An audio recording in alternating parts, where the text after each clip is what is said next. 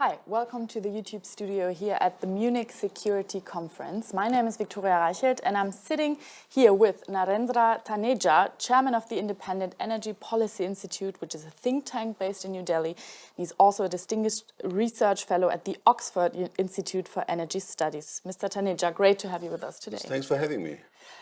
It's my first time at the conference, and as I was walking through the hallways, I saw a lot of politicians, I saw a lot of military staff.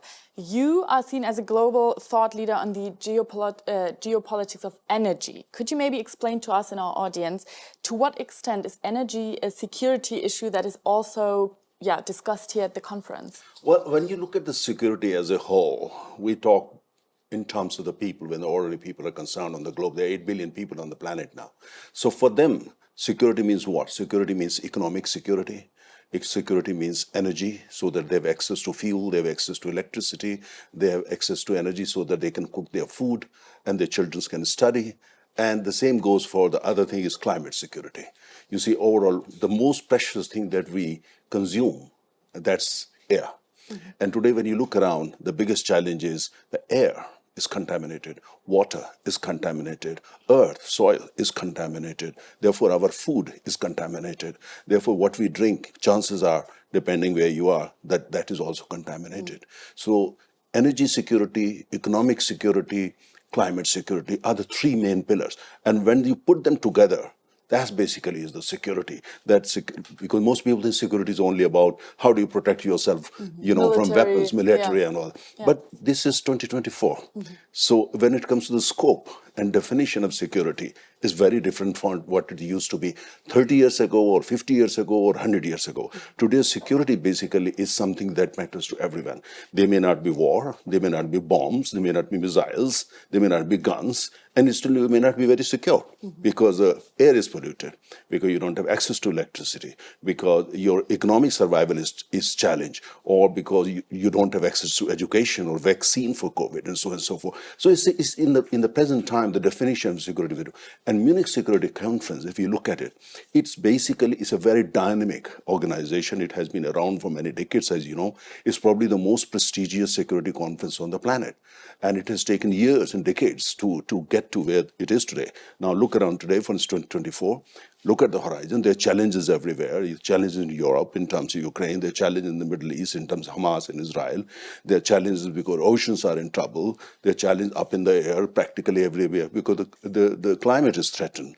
So when climate is threatened, so many geographical regions are threatened. You can understand why so many people wanted to come to the Munich Security Conference and why so many very, very important, policy makers are here, and why the world as a whole is looking at the Munich Security Conference. Because at the end of the day, Victoria, the most important thing is conversation, dialogues.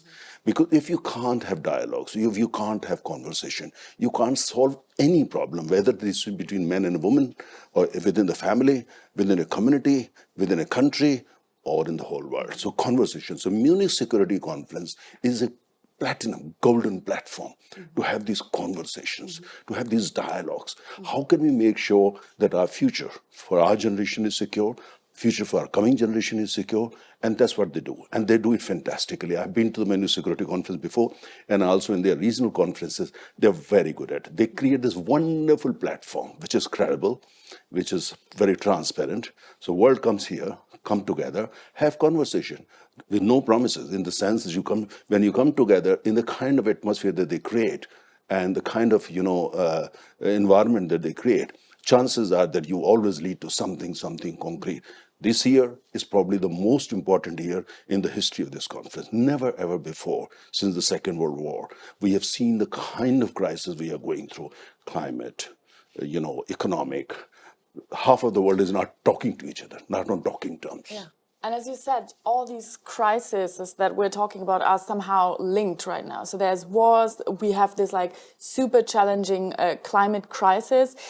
You as an expert, to what extent do you see the issue of climate protection? I mean, we're all aware of the challenges we're facing. To what extent do you see this issue taking a back seat in international politics due to conflicts in the Ukraine, in Israel, Gaza?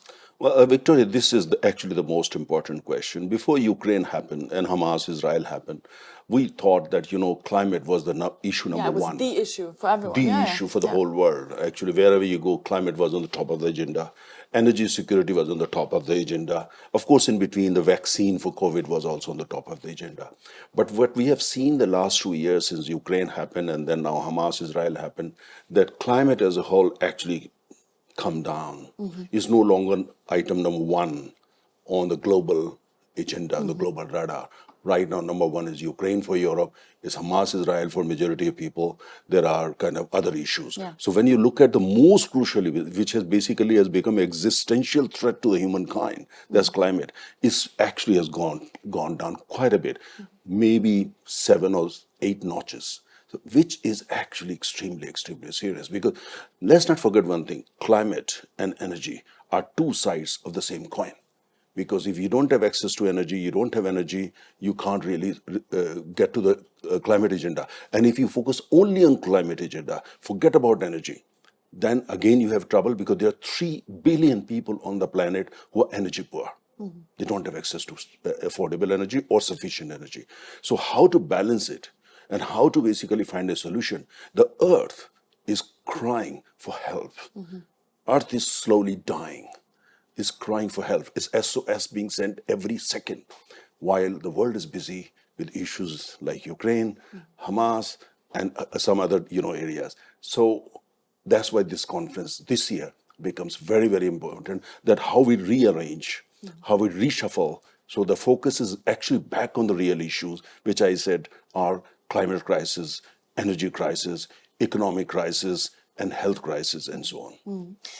Here in Germany, I would picture myself as a young person as well. Young people are increasingly concerned about the state of the world and their own security. Like growing up in a basically very comfortable, very secure environment. Everything seemed to go really well. And now with the war in Ukraine, now with the pandemic before, I think the mood in young people is starting to decrease. The numbers show it. You being from India, how do you perceive the mood among young people in India? Are there any differences? Do you experience the same? Yeah. Well, Victoria, you are young. You're very young. So I understand where you're coming from. Yeah. You see, the point here is that when you are in Europe or in the United States or in Canada or Australia, Japan, these countries, the so-called rich countries, the world looks very different. Yeah. In the sense that your issues are very different. And the way you actually respond to the crisis, the way you respond to climate crisis, the way you respond to crisis in Ukraine is very different from, for instance, how we react in our part of the world. There are 8 billion people on the planet, but in the rich countries, so-called global north, there are only about 1 billion people. So there are 7 billion people out there who look at world very differently. They don't have the kind of access to comforts that you have, kind of security that you have. They don't have, because they belong to the so-called global south. Roughly 6.7 billion people there. And so their challenges are different. We are in the global north, you're worried about this, what's going to happen to climate 20 years down the line. A man in Bangladesh or Indonesia or Rwanda or Somalia is more worried about what's going to happen to his food tomorrow morning. So his global agenda is very different. What he wants to secure food for himself or for herself and for the family. And that's for tomorrow, not what happens 20 years down the line. So when you go this thing from the global north, they often do, they say, hey, there is a threat, existential crisis, 20 years, this is what's going to happen, this is what's going to happen. He just can't understand where you're coming from. Yeah. His Very worries different tomorrow. perspective on- So very different perspective. But we understand why Europe or America or the rich people, they think the way they think. But the point is, unless we also understand that why the global south or the people in the emerging economy, developing, why they think the way they think, I think we'll not get there in terms of getting to the global climate agenda. We need to connect the two. We can't say the world is only about 1 billion people who are in the rich countries. Yeah. World is also about this 7 billion people who are not that rich. So what do? So connect, have conversation, have, no sympathy, justice, climate justice, economic justice, energy, justice. That's what's needed. Speaking of global north and global south, I mean, everyone is noticing that geopolitical balance right now is pretty much changing. There's a power shift. Where do you notice this? Maybe also in this conference? Well, very interesting question. I think if you look at, for instance, the world since the collapse of the Soviet Union, the last 30 years, world looked more stable. There was kind of one world order. Countries were talking with each other. Majority of countries in the world, even in Eastern Europe, they wanted to be like the Western Europe. And it looked like they were talking, and even in conferences like Munich Security Conference, practically everybody would come and have dialogues. The situation today is very different. When you look at the horizon, people are not talking with each other. Countries are not talking with each other. Western Europe is not talking with Russia. There are countries who are not talking with China. There are people who are not talking with, America. There are people. So at the time when we are in the age of instant communication, everybody is carrying the mobile phone and can have instant communication with your prime minister or you're a taxi driver. In this age, where communication is the cheapest and the easiest thing to get at that age, when you stop talking.